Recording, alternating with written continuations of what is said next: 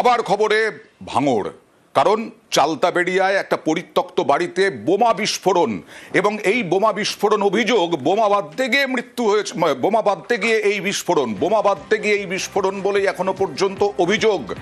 বামুনিয়া গ্রামের ঘটনা, তৃণমূলের বিরুদ্ধে অভিযোগ আইএসএফ এর অভিযোগ অস্বীকার তৃণমূলের। আবার তৃণমূল আইএসএফ অভিযোগ, পাল্টা অভিযোগ। সরাসরি চলে যাব প্রতিনিধি কল্যাণের কাছে। কি হয়েছে ঘটনাটা, কেন এটা রাজনৈতিকভাবে হচ্ছে বিষয়টা?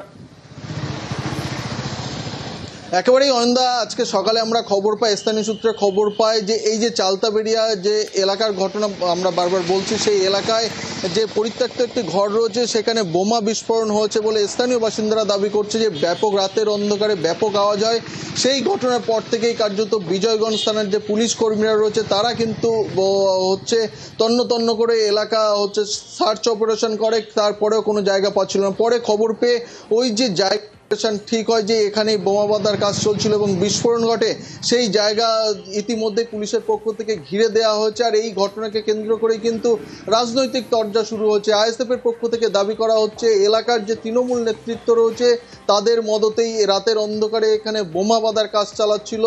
এলাকায় অশান্তি পাকানোর জন্যই এই বোমা বাঁধার কাজ চলছিল। তবে ইতিমধ্যেই তৃণমূলের পক্ষ থেকে দাবি করা হচ্ছে যে আইএসএফ যে হচ্ছে কথা বলছে, যে অভিযোগ করছে, সেই অভিযোগ একেবারেই মিথ্যা অভিযোগ করছে। কারণ তৃণমূলের পক্ষ থেকে যে সমস্ত লোকজন, এলাকার যে সমস্ত নেতৃত্ব, তারা এই বিষয়ে একেবারেই অস্বীকার করছে। তবে ইতিমধ্যে কলকাতা পুলিশের ভাঙড় ডিভিশনের ডিসি সৈকত ঘোষের পাশাপাশি ডগ স্কোয়াড এবং বোম স্কোয়াডের, কলকাতা পুলিশের বোম স্কোয়াডের টিম তারা ঘটনাস্থলে এসেছে এবং একেবারে গুরুত্বপূর্ণ ঘটনা, কারণ এইভাবে ভাঙড় আবার উত্তপ্ত হবে কিনা এই আশঙ্কা থাকছে। কি বলছেন নয়া পুলিশ কমিশনার, কলকাতার পুলিশ কমিশনার, দেখুন। খবর আছে ভাঙড়ে একটা জায়গাতে ওইখানে বোমা ফেটেছে, একটা অন্য জায়গাতে ডেড বডি পাওয়া গেছে। আমরা লিঙ্ক করার চেষ্টা করছি কি ওই লোকটা ছিল কি ছিল না, and appropriate follow up action will be taken. Moidul Islam, এভরিম কুড়কাই এবং লিলিমা বিবি তারা বাইরে থেকে লোক নিয়ে এসে বোম বাঁধছিল, সেই বোম বাস্ট হয়, 4খানা বোমের আওয়াজ পাই। বোম বাস্টিং হয়েছে, সেখানে একজন মারা গেছে, থানার ফটো আছে। আমরা সেই জিনিসটা পরিদর্শনে গিয়েছি দক্ষিণ বামনিয়া গ্রামে, তারা আমার উপরে হামলা চালিয়েছে। আমরা নিজেরাই জানি না কে বোম মেরেছে, কোথায় মেরেছে, কি হয়েছে।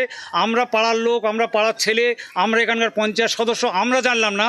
এখান থেকে 3-4টে পঞ্চায়েতের পরে চালতাবেড়িয়া গ্রামের আজবুল খায়ের কাছে অনুরোধ করব, সে মৃত্যু ব্যক্তি কোথায় রয়েছে, কে বোম মেরেছে, কারা মেরেছে, তার প্রমাণ দিক, আমরা অ্যাকসেপ্ট করে নেব। তারা কোনো রকমভাবে পেরে উঠছে না, সুতরাং তারা মিথ্যে ফেরাফিরি করে এইসব দুর্নাম করার চেষ্টা করছে।